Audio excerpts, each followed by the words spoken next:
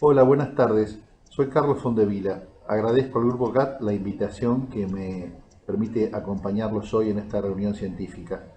Vamos a desarrollar el tema de miméticos de trombopoyetina con especial dedicación a los usos nuevos. En cuanto a los usos aprobados, tanto romiplastin como el trombopag están aprobados en PTI con fallo a un tratamiento previo, tanto en adultos como en niños, de más de un año para el romiplastin o más de 6 para el trombopag. En aplasia medular severa está aprobado el trombopag cuando hubo respuesta insuficiente a un tratamiento inmunosupresor y más recientemente en primera línea, sumado a inmunosupresión, en adultos y niños de más de 6 años. La aprobación en infección por virus de la hepatitis C ha caído en cierto modo en desuso porque el interferón ha pasado a un segundo plano en el tratamiento de estos pacientes. En lo que es PTI, tanto el trombopag como el romiplastin muestran respuestas iniciales muy buenas, de más del 80 y en algunos casos del 90%, y en el largo plazo decae un poco, pero se mantiene por arriba del 65%. La respuesta suele ser rápida, se ve tanto en pacientes jóvenes como ancianos, se ve tanto en esplenectomizados como en pacientes con vaso. Es una opción que nos evita la inmunosupresión, nos evita la cirugía, y se están desarrollando nuevas moléculas de uso oral más potentes que el trombopag, como el avatrombopag o el lusutrombopag, sin interferencia dietaria y con menos hepatotoxicidad, tanto para uso en PTI como en plaquetopenia asociada a hepatopatía, pero no están disponibles en el país. En cuanto a los efectos adversos, al menos los efectos adversos de interés, uno de ellos es la trombosis, se ven hasta 5 por 100 pacientes año. Esto es un poco mayor que lo que se ve en PTI en general y bastante mayor que lo que se ve en población sin TPI. Sin embargo, no alcanza a tener peso estadístico. La trombosis generalmente se ve en el primer año y suele asociarse a la presencia de otros factores de riesgo vasculares o a la presencia de algún marcador de trombofilia, en especial anticuerpos antifosfolipídicos, a una historia previa de trombosis, y algunos trabajos recientes muestran que la edad por arriba de los 75 años también sería un factor favorecedor para la trombosis. El otro problema de los estudios iniciales fue la aparición de fibrosis. Hoy por hoy, con seguimiento de más de 5 años para las dos moléculas, la fibrosis es un problema menor. Hasta un 2% de los pacientes desarrollan mielofibrosis 1, o sea, fibrosis reticulínica, que en todos los casos fue reversible al suspender. La fibrosis colágena, que es mucho más riesgosa, ha sido excepcional.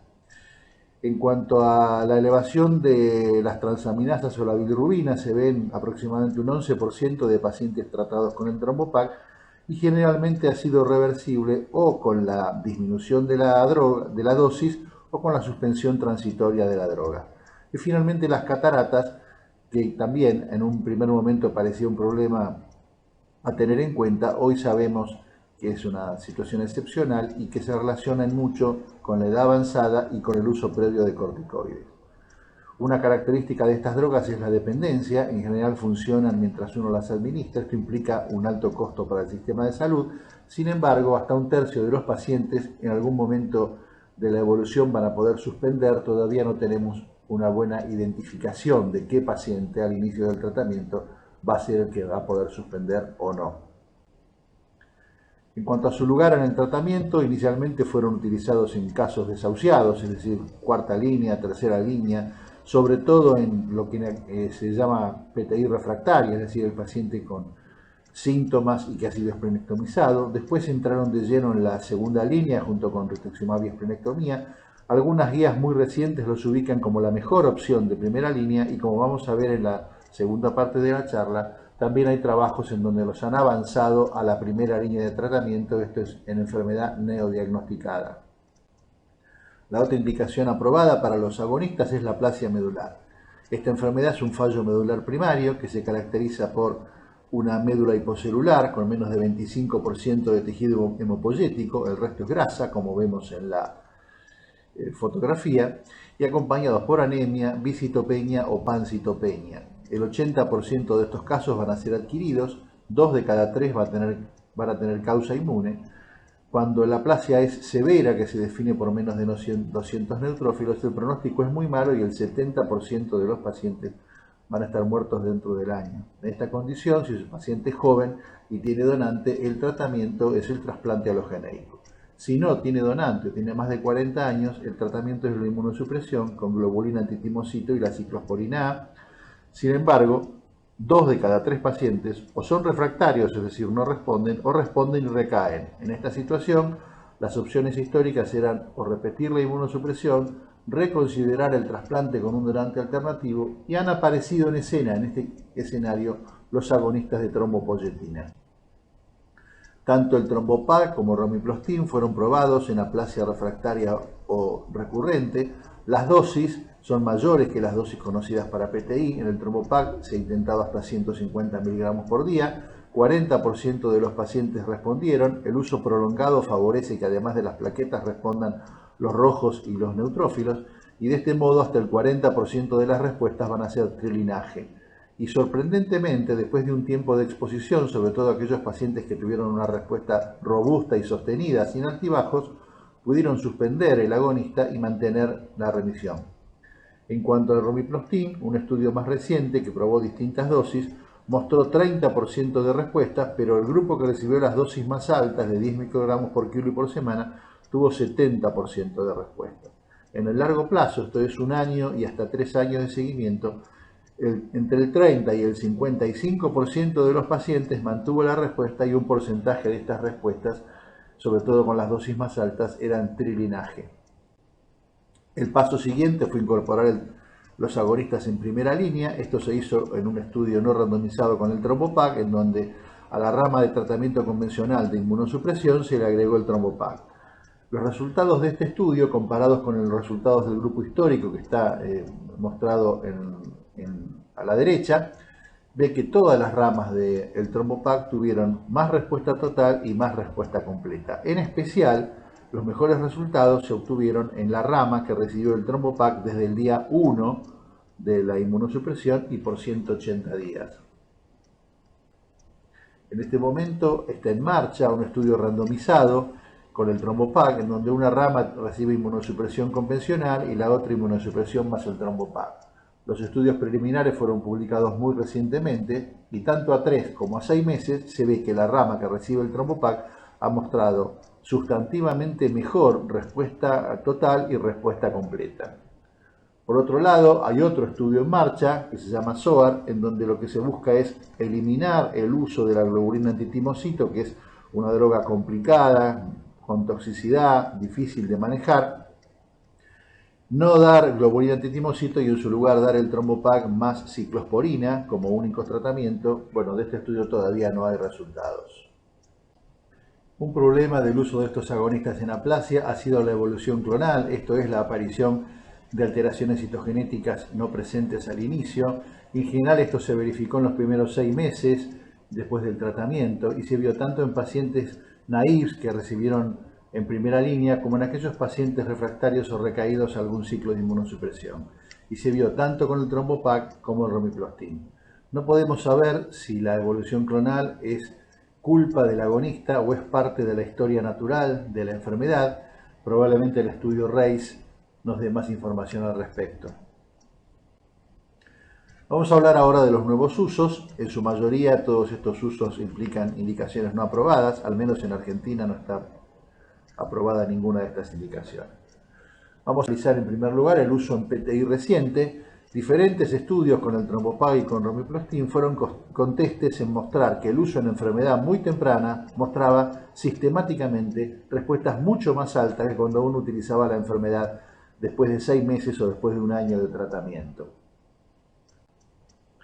En el caso específico del romiplostim, 2 estudios mostraron, por un lado, el porcentaje de respuesta muy elevado de 93% cuando se usó una enfermedad de menos de 6 meses, pero lo más llamativo de este estudio es que 1/3 de los enfermos con la enfermedad tan temprana podían suspender y mantener la remisión.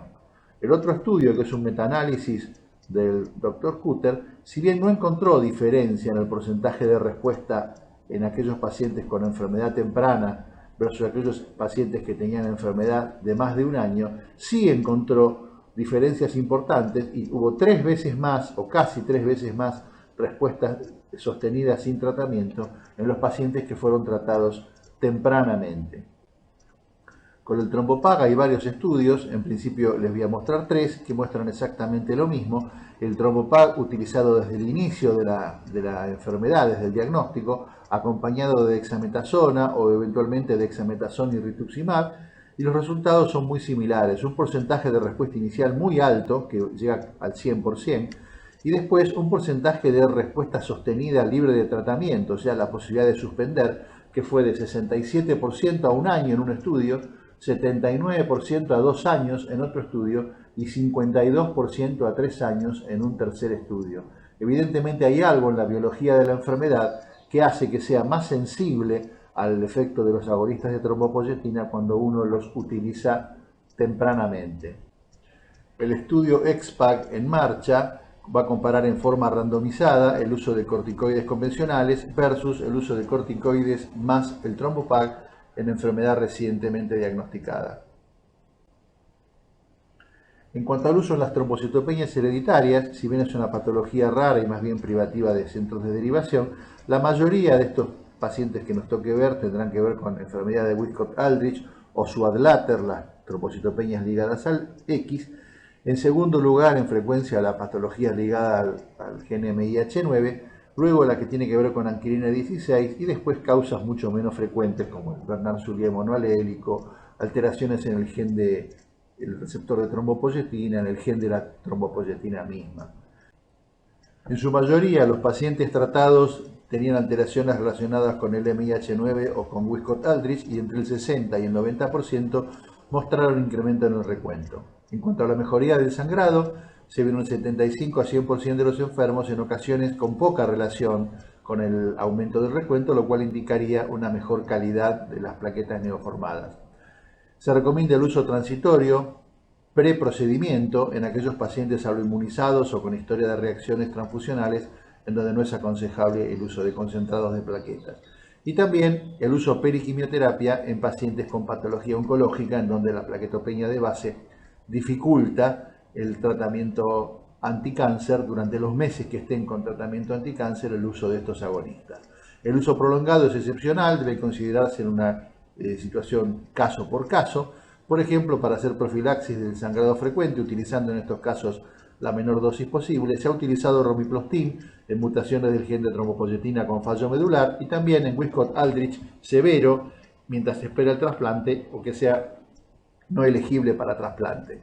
Se recomienda evitar el uso extendido en aquellas trombocitopenias hereditarias con predisposición a la leucemia, a la mielofibrosis o a las cataratas. En cuanto al uso en trombocitopenias asociadas al tratamiento anticáncer, es una situación frecuente. Se ven 1 de cada 3 pacientes con tumores sólidos y en hasta el 75% de las neoplasias hematológicas. 1 de cada 3 suspensiones de tratamiento oncológico se debe a la presencia de plaquetopenia. Esto no solo es por mieloptisis, es decir, por compromiso medular, sino principalmente por la toxicidad de las diferentes drogas anticáncer. Y la aparición de este problema compromete la continuidad del tratamiento, esto es, me obliga a postergar el ciclo, me obliga a reducir la dosis, me obliga a disminuir la densidad del tratamiento anticáncer y esto tiene impacto en la curabilidad.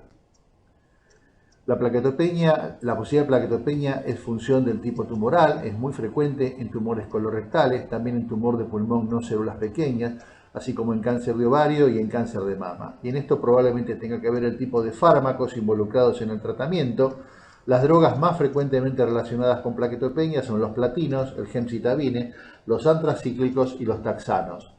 Más recientemente, algunas moléculas nuevas de uso oral, como el ribociclib, el palbociclib, que se utiliza en cáncer de ovario, en cáncer de mama, en próstata, los inhibidores de tirosina quinasa, que los hematólogos conocemos muy bien, y los inhibidores de PARP afectan la maduración del megacardiocito y también favorecen la aparición de plaquetopenia.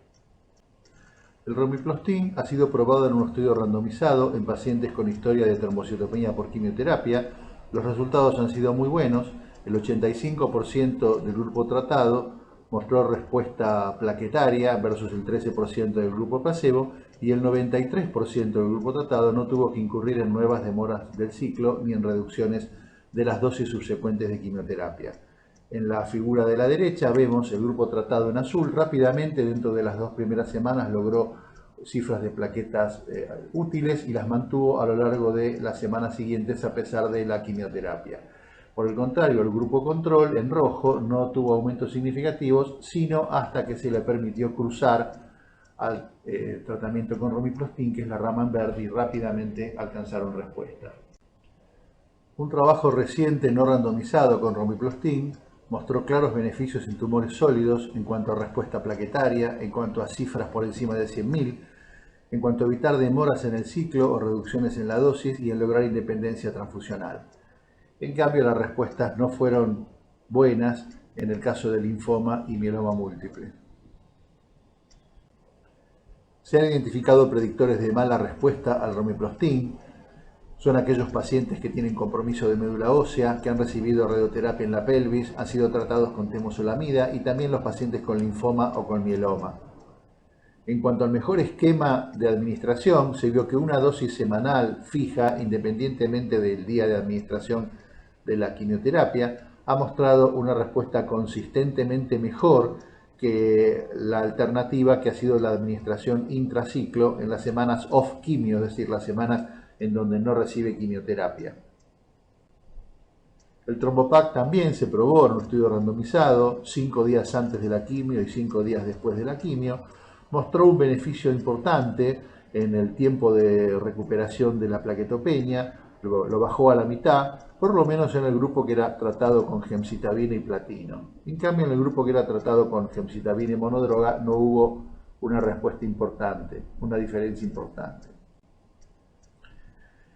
En otros aspectos, el trombopac también mostró cierto grado de beneficio en prevenir la trombocitopenia severa, grado 3 o grado 4, sobre todo en el grupo tratado con poliquimioterapia, y también evitó demoras del ciclo o pérdidas del ciclo, y una vez más en el grupo tratado con gemcitabina y platino. En el grupo tratado con monodroga, los efectos, si bien estuvieron, no alcanzaron un beneficio realmente importante.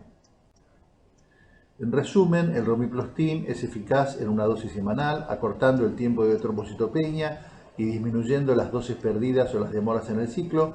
Antes de utilizarlo, descartar el compromiso de la médula ósea, por ejemplo, en pacientes con cáncer metastásico y compromiso óseo conocido.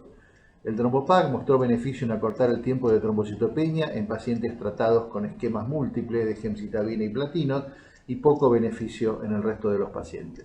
En cuanto al riesgo de trombosis venosa o arterial que uno podría anticipar en pacientes oncológicos con trombogenicidad de base, sin embargo, los resultados mostraron que la frecuencia de eventos trombóticos fue similar a la de los pacientes oncológicos en general.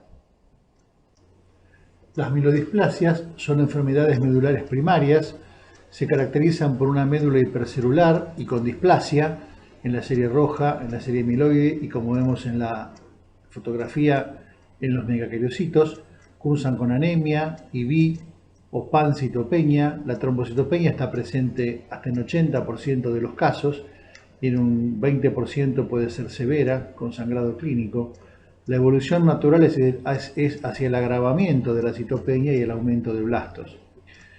En base a la morfología y al porcentaje de blastos, se las clasifica en de riesgo bajo o de riesgo alto. El tratamiento para ambas formas es el soporte transfusional, el uso de eritropoyetina o factor estimulante de colonias, los anabólicos. En el caso de las mielodisplasias de alto riesgo, se utilizan los agentes hipometilantes. En ambos casos, para aquellos pacientes con trombocitopenia sintomática, se ha considerado el uso de los agonistas de trombopoyetina. En cuanto a estos agentes, disponemos de estudios randomizados, tanto con el trombopac como con romiplostim. En primer lugar, debemos notar que las dosis empleadas son mucho más altas que las que se han empleado en PTI. En cuanto a lo que es mielodisplasia de bajo riesgo, tanto los estudios con el trombopac como con romiplostim mostraron un beneficio significativo en mejorar la plaquetopenia en aproximadamente un tercio de los tratados respecto al grupo placebo. El trombopac también mostró beneficio en el grupo de mielodisplasia de alto riesgo, aunque el beneficio fue menor. Hubo un estudio en mielodisplasia de alto riesgo combinando el trombopac con azacitidina, y en este caso no solo no hubo beneficio, sino que al grupo tratado le fue peor. Finalmente contamos con un estudio del trombopac retrospectivo de pacientes de la vida real que también confirma el beneficio, al menos en mielodisplasias de bajo riesgo, en cuanto a mejorar la trombocitopenia. El problema de estos estudios, en todos los casos, ha sido la aparición de leucemia. En todos los estudios hubo un porcentaje de leucemización bajo o no tan bajo, sobre todo y mucho más evidente en las mielodisplasias de alto riesgo cuando fueron tratadas con la combinación del Trombopac y azacitidina. La leucemización llegó al 18%. Esto ha echado una sombra sobre el uso de los agonistas de trombopoyetina en las mielodisplasias, sobre todo en aquellas mielodisplasias con exceso de blastos. Recientemente se publicaron metaanálisis que suman en principio alrededor de 2.000 pacientes. Los metaanálisis nos muestran que los agonistas en pacientes con mielodisplasia son eficaces en disminuir el sangrado. Es una disminución leve, pero es significativa, y sobre todo es importante el impacto en el sangrado grave. No tienen mayor impacto en disminuir las transfusiones, no tienen mayor impacto en aumentar los efectos adversos, no tienen mayor impacto en reducir la mortalidad, y en cuanto a la leucemización tampoco parecen aumentarla en forma significativa. De todos modos, los datos de estos metaanálisis no están abiertos por subgrupos y, por ejemplo, no me dice qué pasó en las distintas mielodisplasias, no me dice qué pasó según el porcentaje inicial que tenía de blastos que el paciente tenía al momento de comenzar la droga, y tampoco me dice cuánto tiempo de exposición tuvieron al agonista. Por lo tanto, yo como hematólogo hoy todavía tengo algunas dudas de utilizar estas drogas, sobre todo de utilizarlas en tiempo prolongado. Podría considerarse el uso en forma transitoria, por ejemplo, alrededor de un procedimiento. Podría considerarse el uso individualizado en casos con sangrado frecuente. En todos los casos uno intentaría evitar la exposición prolongada en las mielodisplasias blásticas, esto es, en los AREB y en la mielomonocítica crónica. La trombocitopenia post-trasplante alogeneico es una complicación que afecta hasta el 25% de los receptores. Se debe tanto a fallo del engraftment, ya sea primario o tardío, como, y más frecuentemente, a la trombocitopenia aislada, prolongada, es decir, mantener las plaquetas bajas más allá de los 60 días del trasplante con normalidad de las otras series.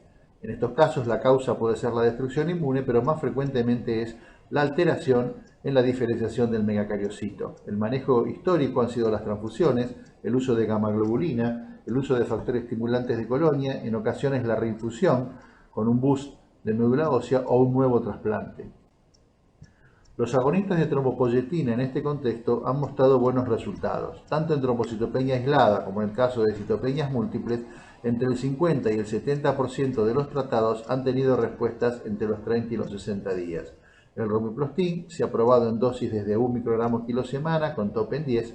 El Trombopac se ha probado en dosis de 50 miligramos días con tope en 150. Un porcentaje importante de estos pacientes, después de un tiempo de tratamiento, han podido suspender sin tener recaída de la citopenia. Muchas gracias por su atención. Quedo atento a alguna pregunta.